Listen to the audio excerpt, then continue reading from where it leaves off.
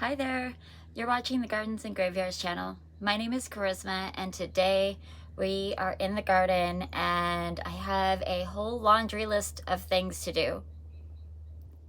Why is it called a laundry list? I don't make lists for my laundry, so I don't know. But there's not a whole lot of items on it, maybe like 6 or 7 things that are listed, but each one of those things take somewhere between 1 and 2 hours to do, which means it's a full day's worth of work, maybe even 2 days worth of work. So I want to just get into it as quickly as I can. It's actually 9 o'clock in the morning. It's 32 degrees, which is right at the frost level. A light frost is 32 degrees. A hard frost hits at 28 degrees and lower. We had a touch of frost 2 days ago that took out our nasturtiums, and I want to pull those out. But more importantly, I want to get some perennials transplanted. The moon is supporting transplanting and root crops right now, so it's a good time to do that. It's weekend. I have plenty of time to do it. So what I want to do to begin with today is I have 5 containers on this back deck that have mostly perennials. I'm going to pull all the plants out of the containers and put them in the ground. Let's see. And then I have 2 containers in the backyard that have just some osteospermum that I want to transplant out into the front yard. All of these are going to go in the front yard, I think, except for a fuchsia that'll go down in the mermaid garden.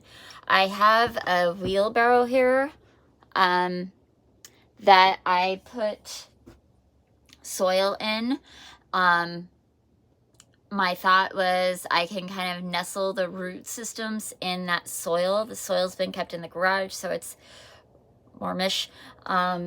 And I could, so hopefully to diminish any transplant shock while I'm digging out all the other plants, and I could put them all in this wheelbarrow, wheel it all out to the front yard, dig holes, and put the plants in the ground. That's my hope. It is the weekend before Halloween, and I'm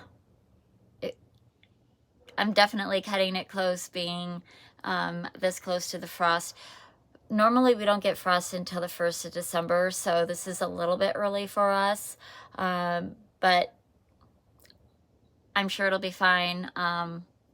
We're just gonna do our due diligence in protecting the plants the best that we can. Most of the perennials will just be cut down to the ground anyway, so it's really just about their root system being protected. Why don't I just go ahead and get the camera turned around, and I'll show you what we're going to be planting out today, and then I'm just going to get into it. There's not going to be a whole lot of explanation and tutorial because I have so much to do. I just need to do it. So here on the back deck, the alyssum will stay in these pots, but I will take out this, I guess it's a Augusta lavender heliotrope. It's supposed to be perennial in my area, so I'm gonna see if I can winter it over somewhere. And again, in this pot we have alyssum that will stay, and then I have, let me get the names right for you, the Superbena pink shades from Proven Winners. It's a verbena, and it is also a perennial. You can see it's still blooming and beautiful. And then I have some these are just calibrachoa in here that they look okay right now. They're not going to bloom anymore. So while it's dry, I'm just going to go ahead and pull them out because they're just going to go all icky pretty soon with the winter. This is another Superbena. Look at that. Isn't that beautiful? And we're going to put this out into a container. And then this is a clematis that we're going to put in the ground. In this pot, I have Dusty Miller that we're just going to, I'm actually going to take some cuttings off of this and see if I can have a bunch of cuttings done for my spring planting. I'll just keep them in the greenhouse. And then these are dahlias that I'm just gonna leave in this container. I don't know if I have anything else in this. Oh, there's Barcopa, which I'll probably transplant and put into one of these containers. And then this is the fuchsia that's going to go in the mermaid garden. We're going to transplant this succulent into the succulent waterfall. Again, just taking some cuttings from the Dusty Miller. And then I have this grass. What is it called? Is a type of pampas grass, and it's going to go out into the corner entry garden. So that's what I'm going to do here, and then just pop over here and I'll show you real quick carefully, because I've already slipped down the wheelchair ramp this morning because there's a tiny bit of frost on the decking here. Those two pots have purple osteospermum. I'm just going to pull out the osteospermum. Everything else is going to stay in the pots. And then you can see my nasturtium is wilted, and that's because it's frost damage. So I'm just going to pull all those out. And that's what we're going to get done first. So that's what I'm going to get done first, and then we'll see where we are. I have bulbs to plant, I have seeds to plant, I have roses to transplant, and I need to cut back my hydrangea and my privet. So, oh, and I need to divide my irises desperately so that they'll bloom next year. So those are all the things that I'm going to get done. I'm going to get some gloves on. I'm a little bit numb. Drink the last bit of my coffee because it's almost gone and it's just cold now anyway.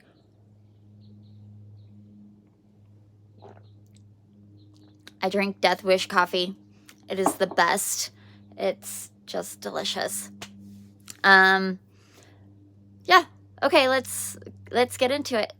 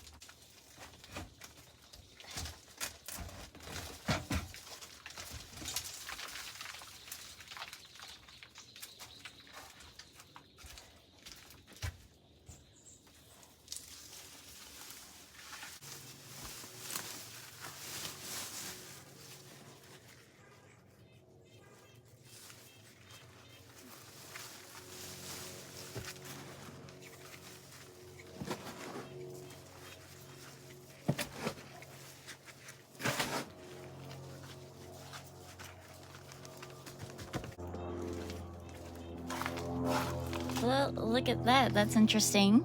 The Superbena, a piece of it was laying down on the soil like this, and it rooted, and I have a new baby plant.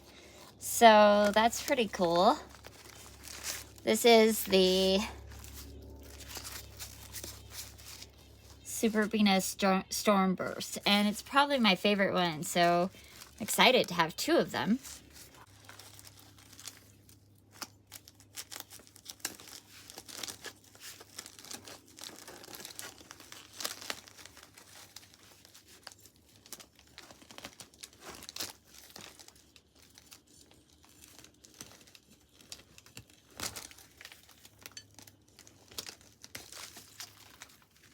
Yeah, nice little root system and everything.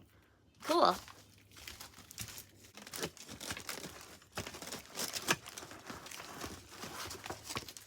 So that clematis has a really nice root system as well. You can see that the vine has died back, but we'll just cut it back to some growth points here and get it in the ground. It'll grow back next spring.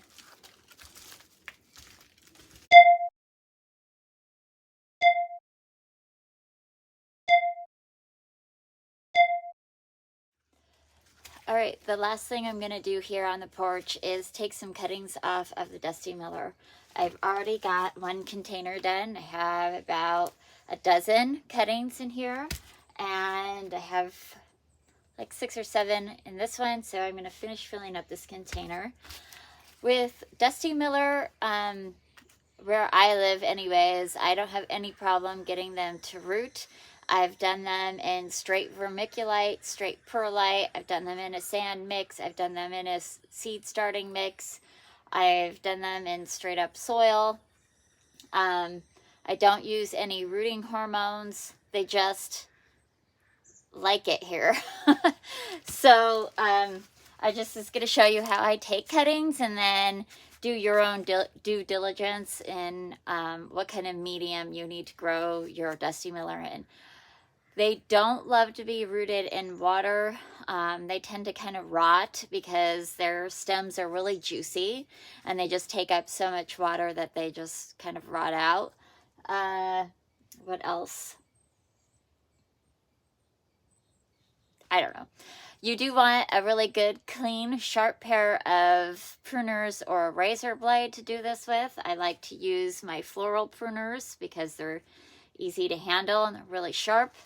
And first of all, I'm going to just take this whole stem down to the crown of the plant.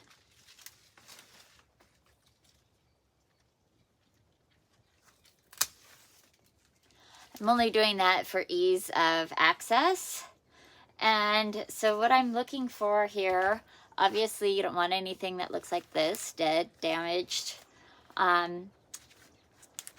But something like this, see how it kind of looks like its own little plant, its little branch off of here? Not a leaf, but like actual branching. Go ahead and take that off of there.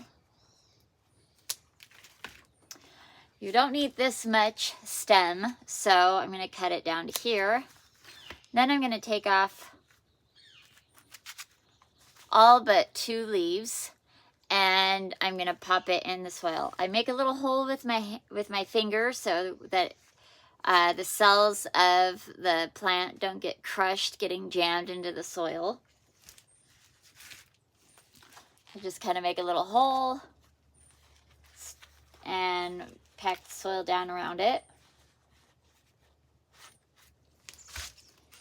And that's it. And I'll just go through this whole branch here. There's another good one.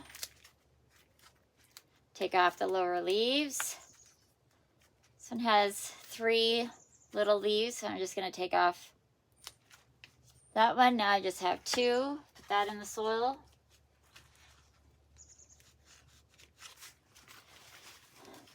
And then this is the top of the plant. See how it looks once I get off the big leaves. Not great, so I'm gonna leave it. Those leaves are really big and they just take up too much energy to try to produce a root system. You could, if you really needed to, you could use that kind. You could also cut down to this one here and use these. You could do something like this. I see when I do something big like this and with a really big circumference, it really does want something like perlite, something really loose and airy to get the roots in. All right, so this one was really leggy, and it's damaged at the top, so we're not using that. This one we can use, just take off the little top, lower leaves, and just pop that in the soil.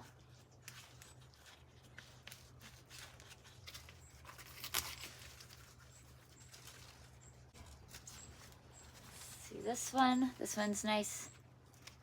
Let's take that.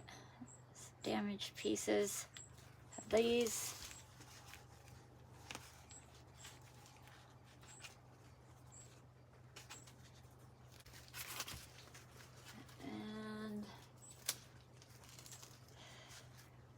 has a nice one right here. Take off.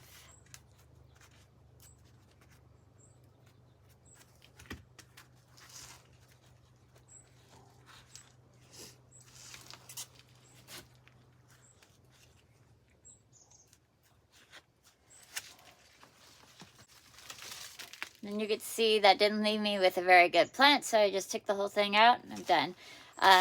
Most people treat Dusty Millers as annuals, and they're really easy to come by. There's many different varieties. I've never grown them by seed, but I would like to try that because I hear it's really easy. Doing it by cutting is super easy as well. So I'm going to pop these in the greenhouse. This will be the first plant that we're going to propagate and utilize the greenhouse to house for the winter. So that's exciting. And then all the other plants are going to get taken out to the front yard. So let's go do that.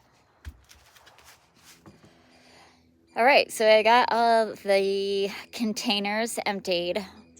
I took a little break to warm up because my fingers were frozen.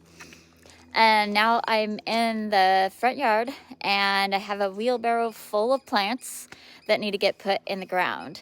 So the first ones that I'm gonna put in the ground are the osteospermum, and they're gonna go right here. I actually have, let's see, I'm gonna turn this around. So here we are at the front of the house with the lemon cypress, and I think those lemon cypresses are going to come out next year. They're just too big for their space. But for right now, we have black-eyed Susans right here, and I bought another one to go right on the other side. And then I'm gonna clear away some of the rock here, and we're gonna plant the osteospermum in front of the black-eyed Susans because I think that will be a really beautiful combination. So that's the first thing we're gonna do. The osteospermum are looking like this right now, so we're gonna cut them back, let them concentrate on their root growth. You can see their blooms are pretty much all spent, although there's some new ones coming on. So I'll do a little bit of trimming on that, and then we'll get into the depths of the wheelbarrow. Okay, so I wasn't able to film very much of that because my cameras kept shutting off because it was too cold. So it is a little warmer now. It's a little later in the morning, and I'm done with the container perennial transplanting project. So I thought I would start with the plant that I planted last and work in reverse order to show you how things are looking. And then I think I'm gonna have enough time to do some pruning. I think I will probably do that in a separate video. I'm not sure. And then I'm going to take a break, and this afternoon maybe we'll get some roses transplanted as well. But I'm really happy with the results that we got today. We got perennials all over the place, which is really fun when you plant perennials in your containers and then they give you beautiful summer foliage and blooms, and then you can take them out of the containers and put them in the landscape to keep enjoying for a few more years. Some of these will stay in my landscape for a long time. Okay. For a long time. And then some of them are kind of borderline and they may not make it through every winter that we have. So the ones that were like that, I tried to put in areas that I knew weren't going to be affected if that plant died. And then I actually put some of them right back in other containers that are more perennial type containers that I don't change out from season to season. So let's take a look and see what we ended up with. All right, so for reference, the gazebo is right there with the patio and roses. This is the mermaid garden, and it's really hard to tell right now because everything is a blanket of leaves, so we need to come in here and break that up so you could see the pathway again. The reason it's called a mermaid garden is because the pathway ends up looking like a mermaid's body and tail, if you could actually see it. This is a shade garden. It gets dappled light throughout the day. And what I ended up planting down here today was this fuchsia. So this is a Cape fuchsia, and it's in a little tiny bit of sun right now. In the wintertime, it'll get a touch more sun than in the summer. But overall, it not only is blocked by this palette, but it's just typically in shade anyways. So I think that's going to look really good right there. And that's the only thing that I planted down here in the lower garden. Let's head that way and go upstairs.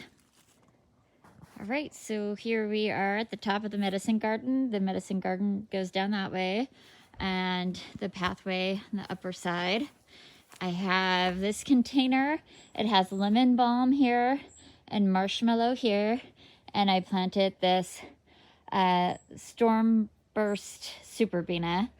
I left the lemon balm just so you could see it, but today I'll be cutting it down.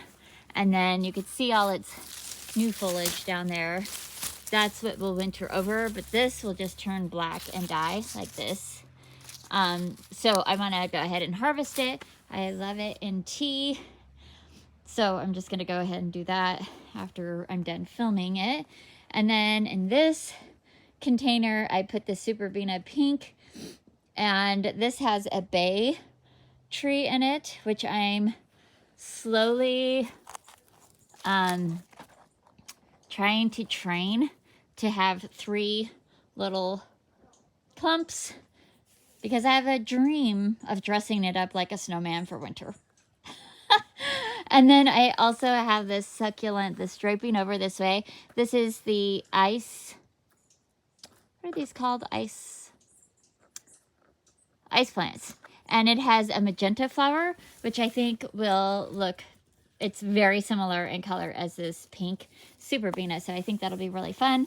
And then you may as well have an update on this succulent head that I did this last winter. I put her outside.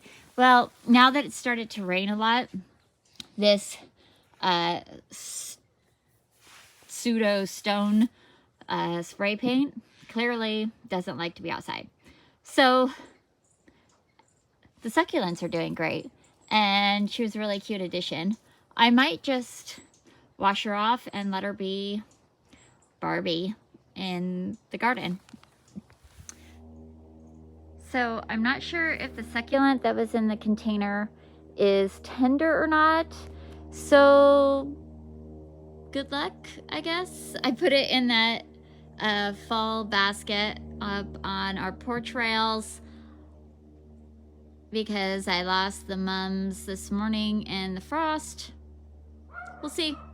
We'll see how it does. I don't know. Okay, let's see. Swinging around. Oh, we'll just continue up this way.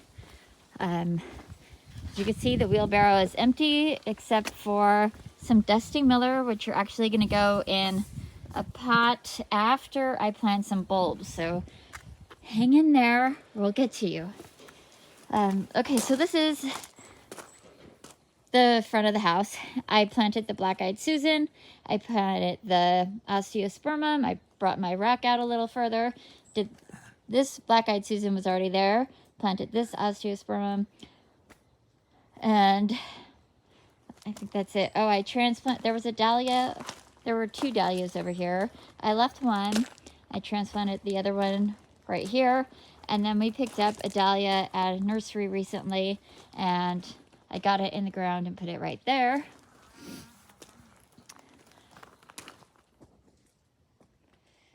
And the last plant that we planted out front was this, what is it again? Heliotrope. Yeah. The last thing that I did was the clematis, which I got the idea from Erin at Impatient Gardener. She puts clematises everywhere and lets them climb all over everything, which I really love the idea of. So I planted one clematis right here. You can see the vine here. roots in there. And then I'll let it climb over this Pieris. So Pieris don't bloom all summer long. They do have a spring bloom that are really sweet and dainty, but the clematis will bloom during the summer, and it'll look like there's purple blossoms all over this shrub. And across the way, we have the Edgeworthia, and I planted another clump under there for the Edgeworthia. Edgeworthia blooms in the winter. You could see all of the blooms coming on here. And in the summertime, it's just a beautiful shrub. It just looks like a big giant shrub like this. And so in the summertime, when the clematis is blooming, it will hopefully just be covered in purple flowers. Spencer is working on removing Rose Campion, which I absolutely love this flower. I love the blue fuzzy foliage that it has. And I love the magenta flower, but it is very aggressive, borderline invasive. So just in this area, which also had Rose Campion all through here, Spencer already took out a little over 50 plants. And as you can see, they're very congested right here. They're crowding our dahlias and our daylilies. We have 3 daylilies in here. You could see a big swath of them right here. And it's not like we're going to take every single one out, because we do love them around the garden. They just don't need to be this massive. We never planted any in that container, and there's a beautiful patch of them. I don't want them in there. I want bulbs in there. So yeah, there's plenty around and plenty to go. And I nearly forgot about the Miscanthus. So we got her out of that pot and into the ground right here. Her root ball took over that whole pot. It just came out in one clean square. So she's good and healthy. She will look good right here. It's a little bit different than the pampas grass. We have 3 clumps of pampas grass over there, but their seed heads are similar. You can see this one looks like, see? And then we have the pentacetum here and here. So we have a pampas, a pentacetum, pampas, pentacetum, pampas, and Miscanthus.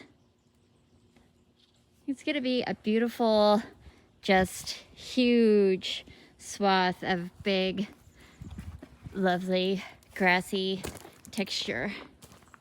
Spencer's got all the Rose Campion cleared out from there, ready for some bulbs in that container. And we filled almost half the truck bed up with Rose Campion that we're going to discard. That is crazy. That's a lot of Rose Campion. Yes, it is. And there's still plenty in the garden. Uh-huh. And there's still plenty of little seedlings that I saw popping up I everywhere. know. All right, now in the backyard, we took the osteospermum out of those containers. We moved the porch pots back there and put the dahlias in those. And then we took all the nasturtium out of here. And Spencer cleaned off the porch completely. He took the rug, cleaned it off, power washed it off, so it's just sitting there drying. Took the containers out of here so that I could move them over to the greenhouse. It's all clean and ready for winter. So that's going to do it for today's video. I hope you enjoyed it. I hope you are celebrating your life, and we will see you in the next video. Bye.